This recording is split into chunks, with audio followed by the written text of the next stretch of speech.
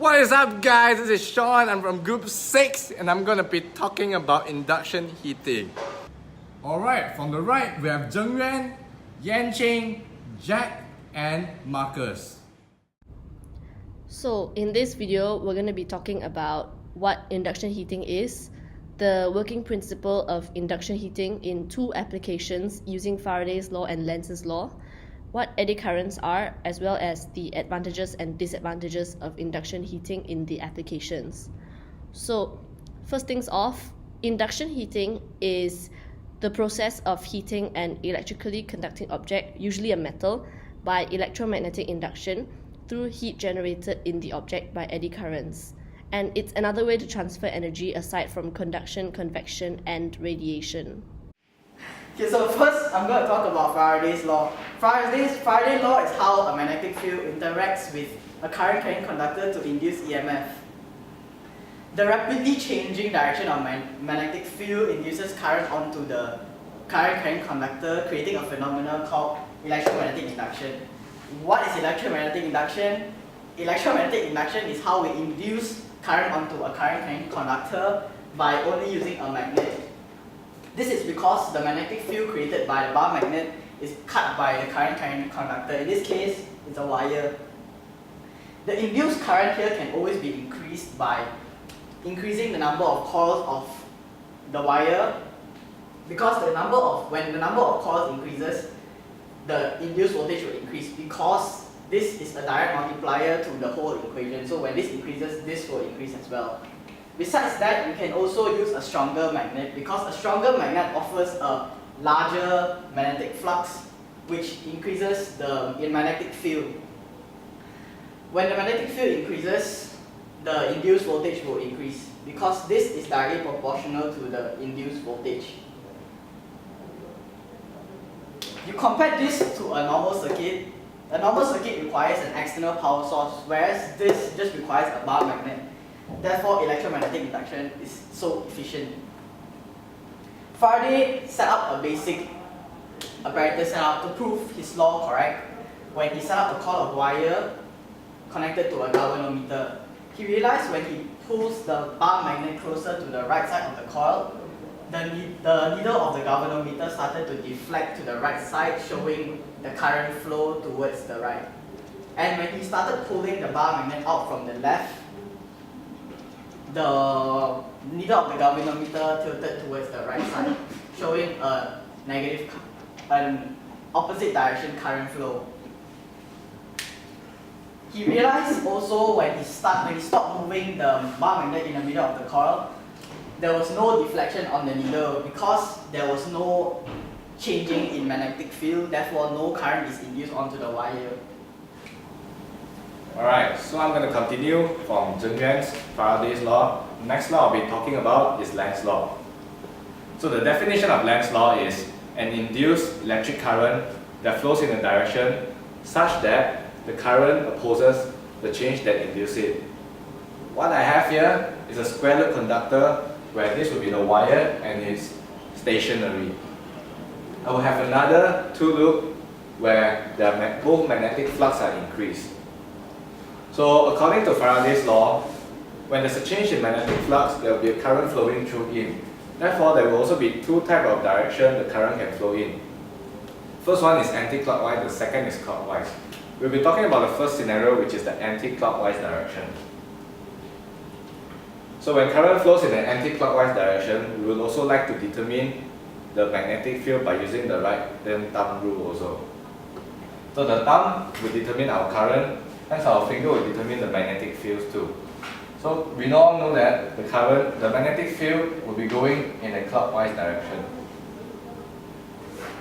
So when magnetic fields are going in a clockwise direction, when it reaches here, the magnetic flux will increase.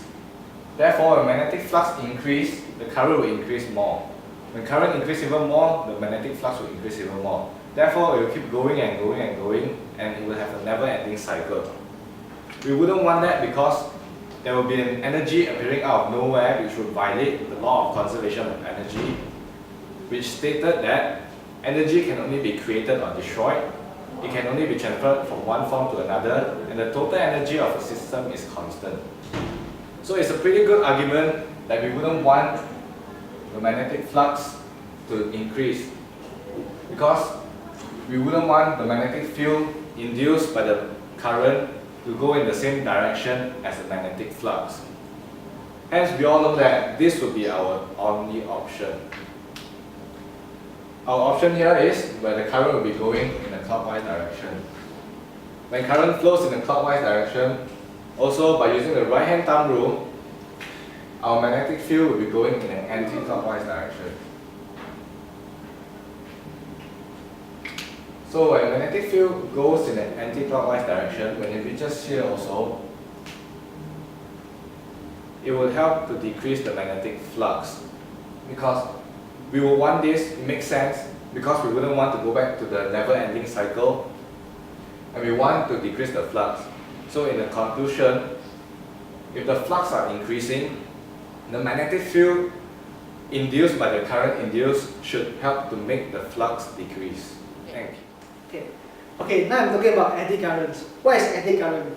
Eddy current is a loop of electrical current induced within a conductor which is perpendicular to the magnetic field by electromagnetic induction. As you guys can see, my drawing that I draw on whiteboard, when the magnet moves back and forth, it will cause changes in magnetic flux, and by that it will induce eddy current because the metal cuts the magnetic field, and when that happens, it will induce circular current in the metal, which is eddy currents. We also can say that eddy current is actually induced according to Faraday's law. For example, changes in magnetic flux will induce eddy current. Just that for this one, it will induce eddy current instead of normal current because it's using metal instead of wire. In addition, you can say that eddy current can be quite large due to low resistance. As what the formula shows, current equals to voltage over resistance. When current increases, resistance it will lower the resistance because current is inversely proportional to resistance. So the first application of induction heating is the induction furnace. And an electric induction furnace is a type of melting furnace that uses electric currents to melt the metal, where heat is applied by the induction heating of the metal. So induction furnaces have capacities that range from less than 1 kilogram to more than 100 tons, and it's used to melt iron, steel, copper, aluminium, and other precious metals. So as you can see in the diagram, an induction furnace consists of a non-conductive crucible holding the charge of metal to be melted, and this is surrounded by a coil of copper wire. A powerful alternating current flows through the wire, and the coil creates a rapidly reversing magnetic field that penetrates the metal. So this follows Faraday's law, where a change in magnetic flux will induce a current in a conductor. And in this case, it will induce eddy currents, which are circular electric currents inside the metal, but electromagnetic induction. So these will induce eddy currents and not normal currents because it's a metal and not a wire. And this also follows Lenz's law because the induced electric current will flow in such a direction that the current will oppose the change that induced it. So this prevents any sort of new energy from being created according to the law of conservation of energy. So the eddy currents flowing through the electrical resistance of the metal, heated by Joule heating.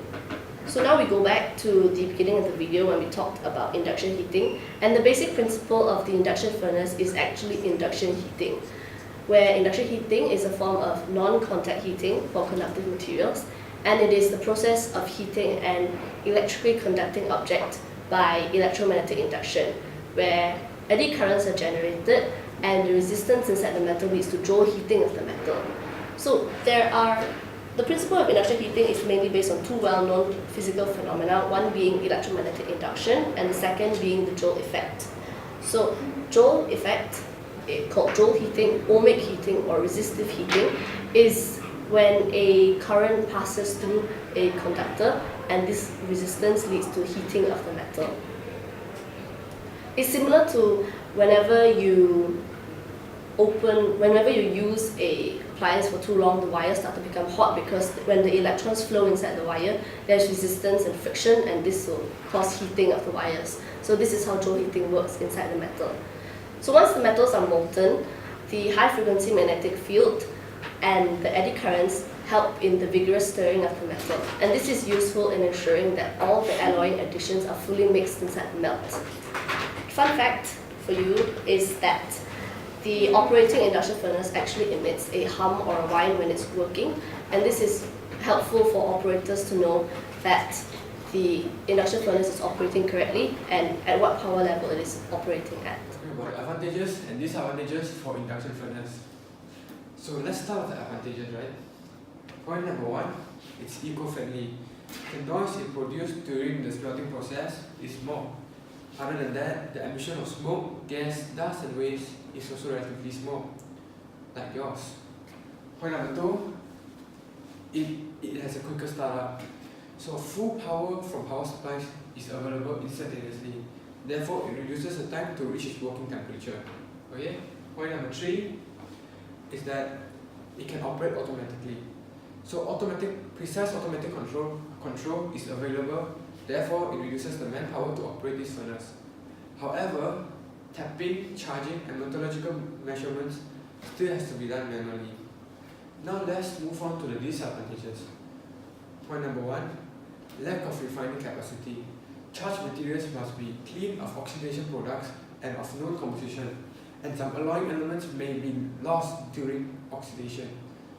Now, point number two, it has problems in metallurgical functions, as it cannot be carried out through multiple metallurgical reactions between molten steel and slag, as in the electric arc furnace smelting. So that's all I have for you for induction furnace. Thank you. Now let's move on to induction cooking. So the second application of induction heating will be in the induction cooker. So some of you may have heard of induction cooking. Some of you may have an induction cooker at home. You might not know how it works, so we're all going to explain it here.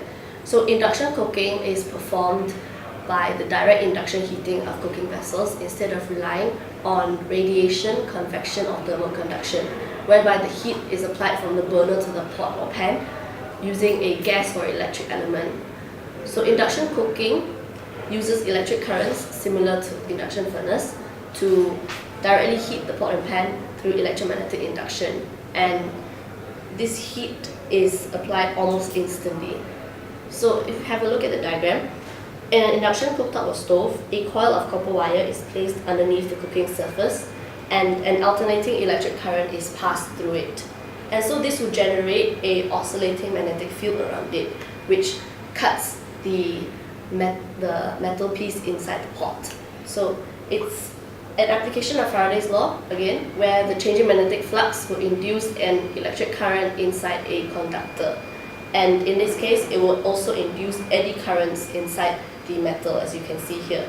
So these eddy currents also will follow Lenz's law, where, again, the induced eddy currents will flow in a direction such that the current will oppose the change that induced it. And so this will ensure no extra energy is created according to the law of conservation of energy. So the eddy current flowing through the resistance of the pot will lead to resistive heating, which is Joule heating. So again, the Joule heating where a current passing through a conductor will heat it up. So this heat inside the metal will be transferred to whatever you're cooking inside the pot by conduction, and there you have a nicely cooked meal. So it's important that for induction to work, the cookware must be made of or at least contain a ferrous or a magnetic metal such as cast iron or some stainless steels, because the iron in the pot concentrates the current to produce heat in the metal. And so if the metal is too thin or does not provide enough resistance to current flow, then heating will not be effective. Today, I'll be talking about 3 advantages and 3 disadvantages for induction cooktop. Okay, so let's start with advantages. Point number 1, speed. An induction cooktop gives you instant heat. Okay, now you might ask, doesn't gas give you instant heat too? You are not wrong. However, you'll be surprised how much quicker this can heat up a pot of water compared to gas, because of the technology it uses. Okay, point number 2 is that it's energy efficient. So the thing about induction technology, right, is that there's no waste, okay? The reason behind that is simple.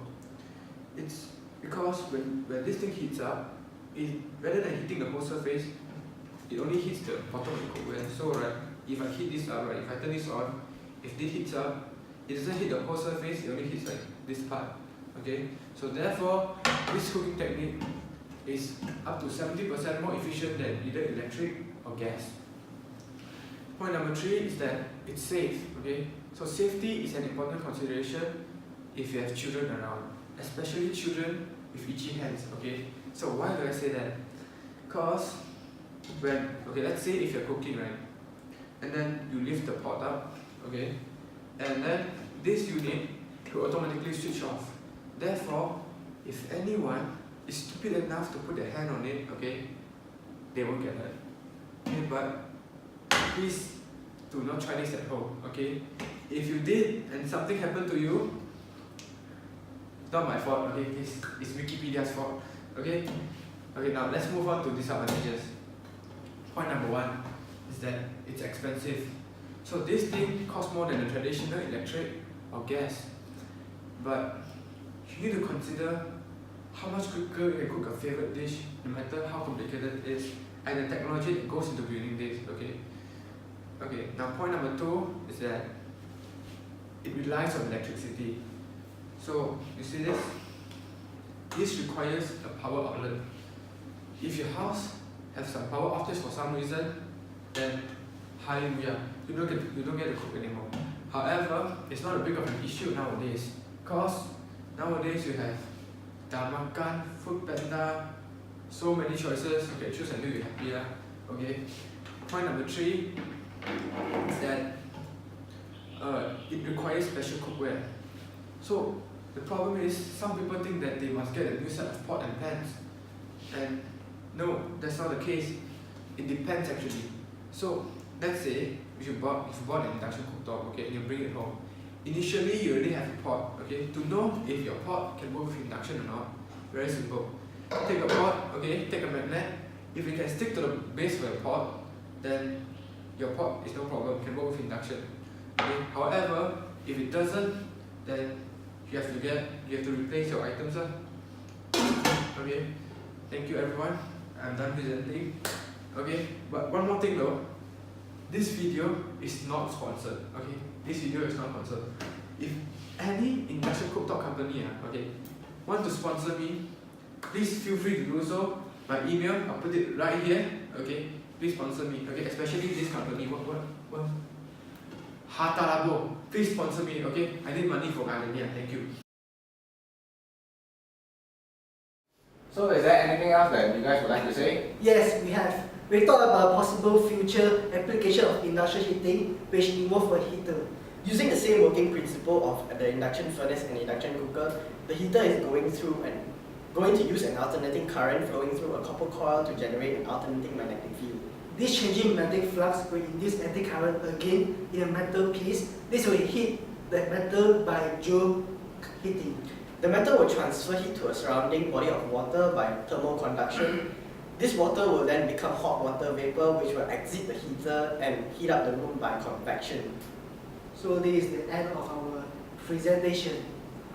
Thank you. Thank you.